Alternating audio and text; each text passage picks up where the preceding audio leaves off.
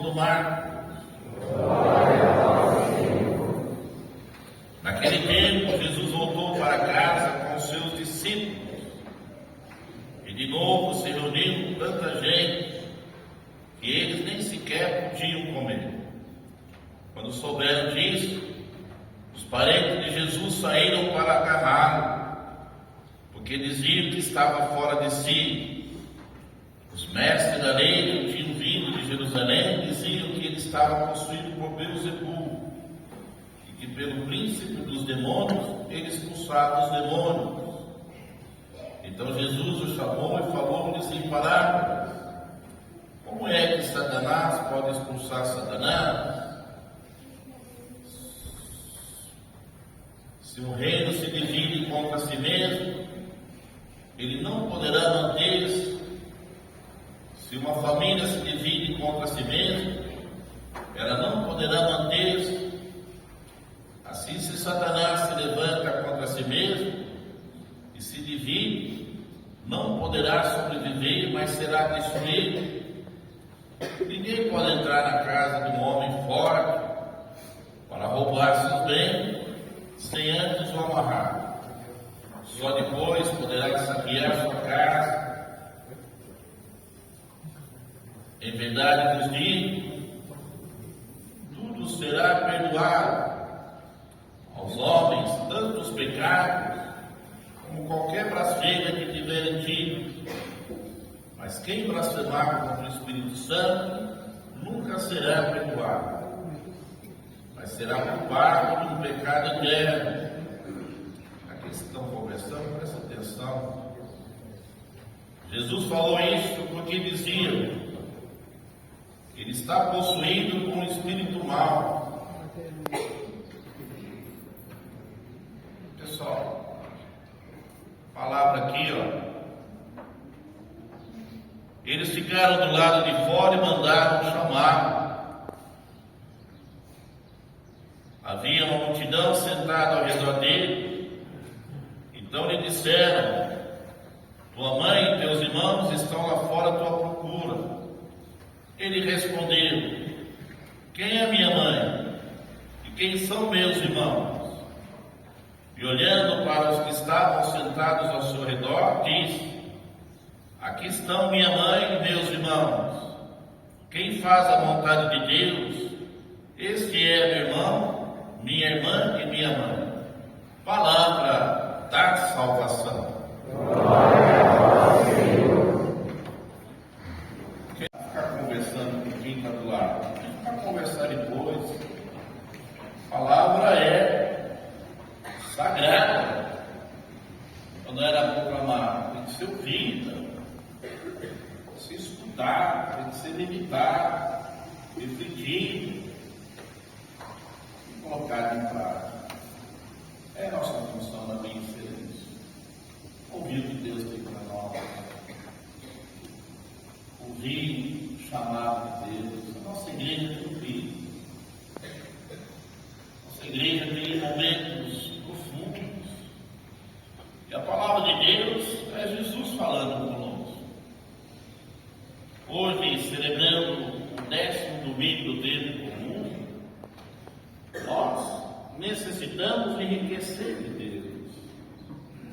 O desejo de levantar de manhã, vir à missa, é alimentar do poder glorioso de Deus, das oportunidades que Deus nos concede.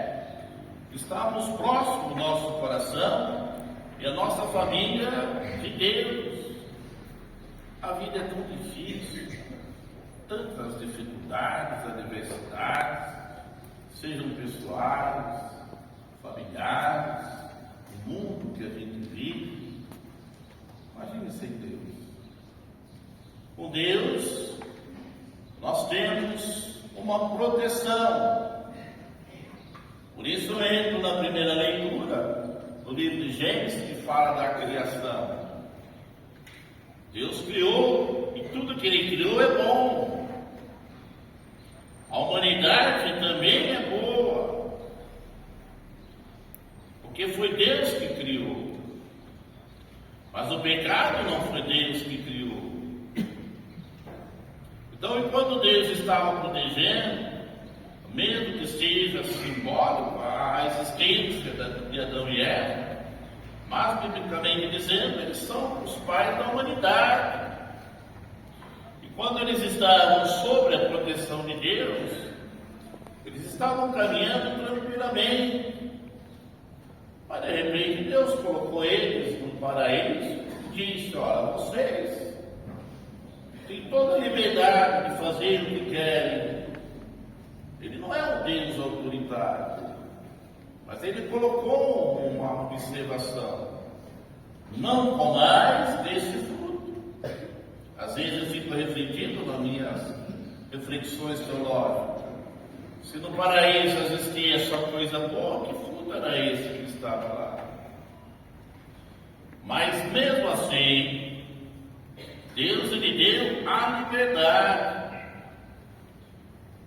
Ele sabia de tudo que ia acontecer. Deus sabia que o homem e a mulher iriam pecar. Deus sabe dos nossos pecados. Ele conhece a humanidade, foi Ele que criou. Mas Ele não poderia ser um Deus autoritário. Nós não estamos aqui obrigados. Ele não força cada um a estar aqui. Mas Ele coloca diante dos nossos olhos o bem e o mal. Mesmo não sendo Ele que tenha criado o mal. Mesmo sendo Ele que não tenha criado o pecado, não existe nenhum mal. Por mais que a gente possa refletir, mas Deus não criou tudo sim. Mas não há nenhuma, Santo Agostinho, no livro, tanto no livro da Graça, da teologia, como no livro do livre-arbítrio, nenhuma possibilidade de Deus ter criado o mal, o pecado. Por isso Ele dá a liberdade. E aí a serpente astuta, primeiro ele vai da mulher, porque ela sabia que aquela mulher iria seduzir o homem. Mas quando Deus retorna, o homem estava nu e ficou, queridos irmãos, com vergonha de Deus. A humanidade tem vergonha de Deus por causa do pecado. Tem muita gente que aproxima de Deus, para minha pessoa diz: olha, Pai, eu gostaria de ir na igreja, eu gostaria de participar da missa, mas eu já matei, já fiz tantas coisas, se eu entrar na igreja eu não vou ser acolhido. Tem pessoas que têm vergonha de mudar de vida e não ser acolhido. Então naquele momento Deus percebeu, mas o que aconteceu? Para que você possa perceber que estava nu, você comeu do fruto que eu havia proibido? A mulher que me deste. E aí ela pergunta para a mulher: a serpente me enganou. Quando a serpente disse para ela: não, se você comer, você abrirá os olhos, conhecerá o bem e o mal, será igual a Deus. O diabo queria ser igual a Deus. E ninguém é igual a Deus. Deus é Deus. Mas aí, queridos irmãos, que venham bonito. Deus não condena nem a mulher, nem o homem. Ele condena a serpente. Você, serpente, vai rastejar pelo resto da vida. Ele condena o pecado. Ele condena o mal, mas Ele não condena a humanidade. Deus não condena, queridos irmãos, aquilo que Ele criou de melhor, que é o ser humano. Ele não nos condena.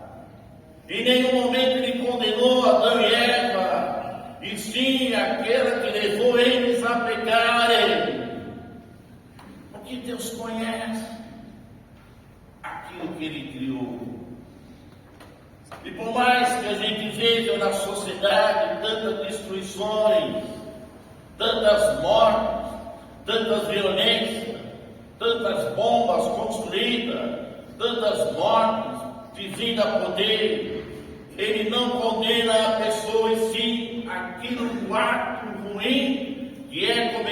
certeza que é um pecado. Isso é muito importante para que nós saibamos que Deus é bom. E essa bondade que levou ele a fazer com que seu filho se encarnasse. E no Evangelho, Jesus, ele agia pela ação do Espírito Santo. Quem conduziu Jesus para o deserto após o batismo foi o Espírito Santo. As ações de Jesus eram realizadas pelo Espírito Santo. Antes dele batizar, ele não tinha realizado nenhuma ação. E foi ali, queridos irmãos, conduzida pelo Espírito Santo, que ele começou a realizar os milagres, que ele começou a curar, que ele começou a chamar os apóstolos, que ele começou a iniciar a missão no reino de Deus. E aí as pessoas achavam que a ação dele, que ele estava possuindo os próprios familiares no início do Evangelho. Jesus agia pelo bem. Quando ele aproxima de Pilatos, Pilatos olhava: mas como é que eu vou condenar um homem desse? Só faz o bem.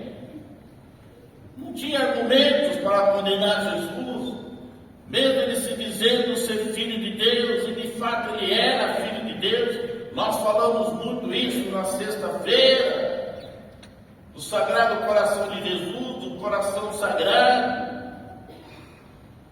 A ação de Jesus era boa. Se a pessoa tem ação boa, ela faz coisas boas.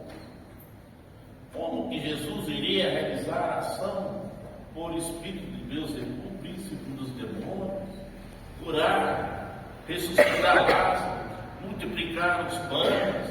A pessoa ruim, ela não consegue fazer coisas boas, talvez para ela, interesse dela.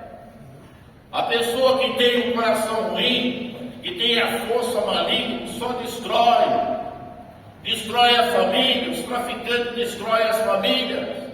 Quando assedia a juventude para as drogas, não fazem nada de bom, só destrói. O criminoso só destrói. Como que eles podem agir com força de Deus? Agora, quem age pela força de Deus é uma pessoa que vive em comunhão com Deus. Jesus, ele sempre diz: da nossa boca sai o que o nosso coração está cheio. Se nós estivermos cheios de amor, cheios de boas pretensões, cheios das coisas boas, a nossa vida será também uma vida boa. Agora, se no meu coração está interesse, desonestidade, maldade, corrupção, como que eu vou viver coisas boas? Num lugar ruim, um coração ruim, um coração longe de Deus, um coração onde não busca Deus, e sim os meus interesses. Eu dizia na sexta-feira, Jesus sendo Deus, ele esvaziou a si mesmo, toda a sua divindade, para obedecer a Deus, e foi fiel até a cruz, mesmo que Satanás oferecesse todas as tentações do mundo. Olha, tudo eu te darei, se me adorares, e se servires a mim. Não, eu adorarei somente o Senhor meu Deus, e somente a Ele eu servirei. Palavra de Jesus, não obedieis. Mas por que Jesus obedeceu? Porque ele estava cheio do Espírito Santo. Ele ficou 40 dias e 40 noites se preparando para a missão. Adão e Eva não. Por isso que desobedeceram.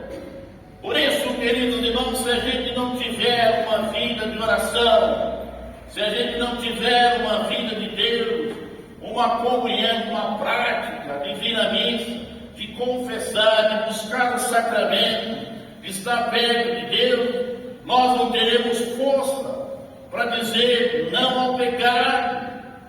Por nós, pelas nossas forças, nós não conseguimos. Ora, se vem à missa aos domingos, se escuta a palavra, se conversa, se é uma pessoa de Deus, está perto de Deus, nós teremos força, sim, claramente, para dizer não ao pecado e buscar a Deus, para buscar o bem e fugir do mal. O mal está junto de nós. O trigo e o joio foram criados juntos. Ou seja, às vezes as pessoas perguntam, mas padre, eu criei esse filho na dignidade, dei a ele melhores condições, boas condições, escola, igreja, ensinei os melhores. Às vezes os pais vêm perguntar para mim ou para outros padres, mas ele virou isso, hoje está nas drogas, ou está no outro caminho. Eles perguntam aonde eu errei para que ele pudesse buscar. Eu fico me perguntando, os pais perguntam, quando os filhos, muitas vezes educados, em boas escolas, em boa família, buscam uma vida errada. Os pais perguntam. Eu digo, é a sociedade, é as amizades, entre aspas, é a convivência. Se eu ando com mal, como que eu vou praticar o bem? Se eu ando com traficante, se eu ando no meio de pessoas criminosas, se eu ando com pessoas ruins, como que eu vou dar testemunho de Jesus Cristo? Agora, se eu venho na igreja, se eu busco a igreja, se eu busco trabalho, dignidade, respeito, eu vou colher aquilo que eu dou. Eu vou semear aquilo que eu estou plantando. E Jesus vai mais além. A ação dele por isso ele ficou muito triste. Não se faz o bem com o espírito ruim. A minha ação é com o Espírito Santo. E ele fala, olha, quem pecar contra mim ainda poderá ser perdoado. E ele deu esse testemunho na cruz. Quando, queridos irmãos, muitos caçoavam, não é Deus? Não curou a tantos? Não salvou a tantos? Salva a ti mesmo, mas ele não veio para salvar ele. Ele veio para salvar nós. É nós que muitas vezes queremos essa salvação. Como São Paulo diz, queremos as coisas visíveis, queremos as coisas terrenas, queremos as coisas fáceis, as coisas que nos dão interesse. Ele não. Ele veio para nos salvar. E por isso, queridos irmãos, ele deixa claro: quem pecar contra o Espírito Santo não terá perdão. Pecar contra o Espírito Santo é pecar contra Deus. Não devemos pecar contra Deus. Deveremos ser defensores de Deus. Deveremos ser mais defensores da igreja. Deveremos buscar mais a Deus. A nossa vida é pecar. Não busca força em si mesmo. Mas eu tenho tantas coisas, eu tenho um bom trabalho, eu tenho condições ótimas. Que Deus abençoe, que você tenha de fato um bom trabalho, que vocês tenham de fato uma boa família, que vocês tenham de fato melhores que vocês possam. Mas como disse o Paulo, não busque força nas coisas humanas, nas casas humanas, porque mesmo que sejam destruídas, a que Deus nos dará é eterna. A morada que Deus nos dará é eterna. Não busquemos as coisas visíveis, mas em Deus. E Jesus vai mais além. Quando, queridos irmãos, disseram sua mãe, seus irmãos estão lá fora, quem é minha mãe? Olha aqui, quem são meus irmãos? Olha aqui os irmãos de Jesus Cristo. Olha os amigos de Jesus Cristo. Esses é o que fazem a vontade de Deus. Que levantam de manhã, tomam café, vem para a missa, para ser abençoado todos os dias. Que nos momentos de dor, de choro, de luto, coloca tudo na mão de Deus. Se alegra. Que nos momentos alegram também, sabe agradecer a Deus. Olha aqui a família de Deus. Por isso no Evangelho diz assim: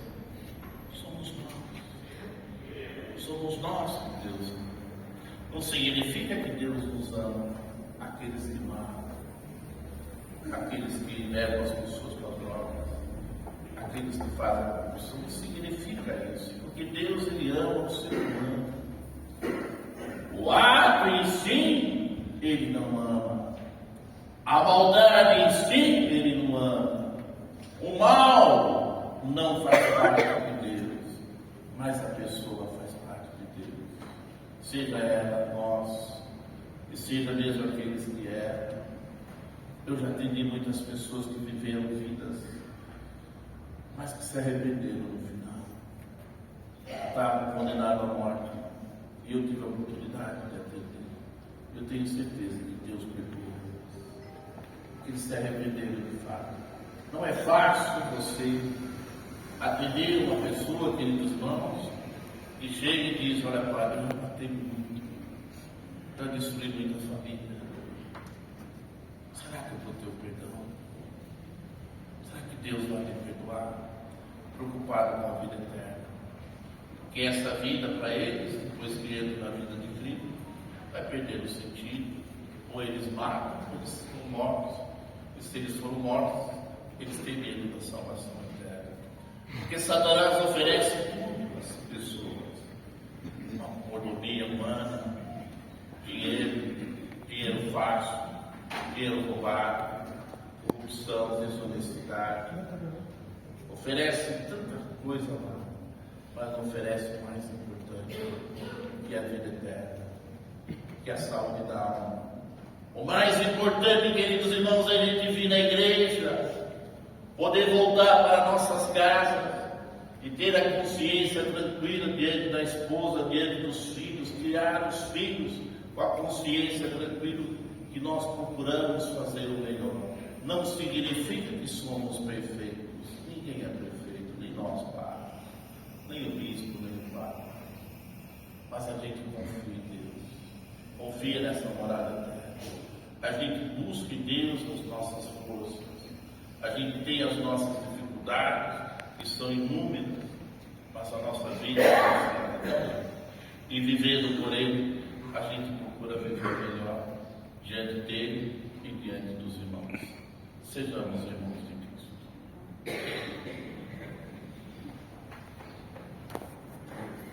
Poderoso, Criador do céu e da terra, e em Jesus Cristo, seu único Filho, nosso Senhor, que foi concebido pelo poder do Espírito Santo, nasceu da Virgem Maria, padeceu sob Pôncio Pilatos, foi crucificado, morto e sepultado, desceu à mansão dos mortos, ressuscitou ao terceiro dia, subiu aos céus, está sentado à direita de Deus Pai Todo-Poderoso, onde há de vir a julgar os vivos e os mortos. Creio no Espírito Santo, na Santa Igreja Católica, na comunhão dos santos, na remissão dos pecados, na ressurreição da carne, na vida eterna.